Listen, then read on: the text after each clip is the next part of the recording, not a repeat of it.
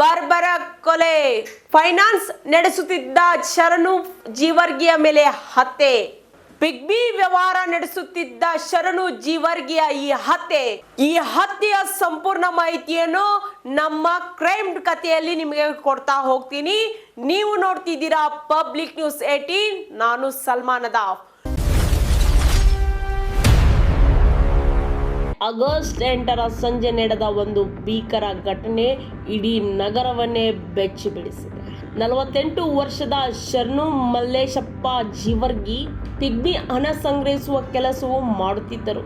ಅಂದು ಕೂಡ ಎಂದಿನಂತೆ ಹಣ ಸಂಗ್ರಹಿಸಲು ಹೊರಟಿದ್ದ ಶರಣು ಜೀವರ್ಗಿ ಮುಬಾರಕ್ ಚೌಕ್ ಬಳಿ ಇದ್ದಾಗಲೇ ದುಷ್ಕರ್ಮಿಗಳು ದಾಳಿ ಗುರಿಯಾಗಿದ್ದಾರೆ.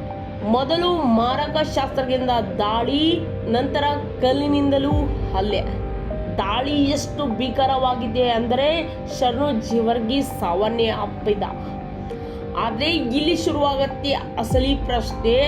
ಶರಣು ಜೀವರ್ಗಿ ಟಾರ್ಗೆಟ್ ಮಾಡಿದ್ದೇಕೆ? ಹಣಕಾಸಿನ ವ್ಯವಹಾರವೇ ಕೊಲೆಗೆ ಕಾರಣವಾಯ್ತಾ? ಇದಲ್ದೇ ಯಾರೊಂದಿಗಾದ್ರೂ ವೈಮನಸ್ಸಿತ್ತ? ಅಥವಾ ಈ ಕೊಲೆ ಹಿಂದೆ ಬೇರೆ ಯಾವುದಾದ್ರೂ ಕಾರಣ ಇದೆಯಾ? ಈ ಎಲ್ಲ ಪ್ರಶ್ನೆಗಳಿಗೆ ಸದ್ಯ ಉತ್ತರ ಸಿಕ್ಕಿಲ್ಲ. ಘಟನೆ ನಡೆದ ಕೂಡಲೇ ಗೋಳಗುಮ್ಮಟ ಪೊಲೀಸ್ ಠಾಣೆಯ ಸ್ಥಳಕ್ಕೆ ಭೇಟಿ ನೀಡಿ ಪರಿಶೀಲನೆ ನಡೆಸಿದ್ದಾರೆ.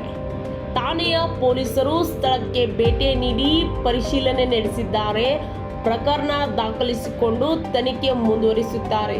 ಸದ್ಯಕ್ಕೆ ಕೊಲೆ ಹಿಂದೆ ನಿಖರ ಕಾರಣ ಬಹಿರಂಗವಾಗಿಲ್ಲ. ಆದರೆ ಜನಗಳು ಓಡಾಡ್ತಿರುವ ಪ್ರದೇಶದಲ್ಲಿ ಒಬ್ಬ ವ್ಯಕ್ತಿಯ ಮೇಲೆ ಈ ರೀತಿ ಮಾರಣಾಂತಿಕವಾಗಿ ದಾಳಿ ನಡೆಸಿರುವುದು ವಿಜಯಪುರ ಜನರಿಗೆ ಆತಂಕ ಮೂಡಿಸುತ್ತಿದೆ. ಒಬ್ಬ ವ್ಯಕ್ತಿ ತನ್ನ ದೈನಂದಿನ ಕೆಲಸಕ್ಕಾಗಿ ಮನೆಯಿಂದ ಹೊರಟಿದ್ದು, ಆದರೆ ಅದೇ ಪಯಣ ಆತನ ಜೀವನದ ಕೊನೆಯ ಪ್ರಯಾಣವಾಗಿ ಬಿಟ್ಟಿದೆ. ಶರಣು ಜೀವರ್ಗಿ ಕೊಲೆ ಹಿಂದಿರುವ ರಹಸ್ಯವೇನು? ಕೊಲೆಗಾರ ಯಾರು? ಹಣಕಾಸಿನ ವ್ಯವಹಾರವೇ ಕಾರಣವಾ? ಈ ಪ್ರಶ್ನೆಗಳಿಗೆ ಪೊಲೀಸರ ತನಿಖೆಯಿಂದ ಉತ್ತರ ಸಿಗಬೇಕು. ವಿಜಯಪುರದ ಈ ಭೀಕರ ಪ್ರಕರಣದ ಪ್ರತಿಯೊಂದು ಬೆಳವಣಿಗೆಯಲ್ಲೂ ನಮ್ಮ ಕಣ್ಣು ಇದ್ದೇ ಇರುತ್ತೆ. ನೋಡಿದ್ರಲ್ಲ ವೀಕ್ಷಕರೇ, ಹಾಗಾದ್ರೆ ಶರಣು ಜೀವರ್ಗಿಯ ಕೊಲೆ ಮಾಡಿದ್ದವರಾದ್ರೂ ಯಾರು?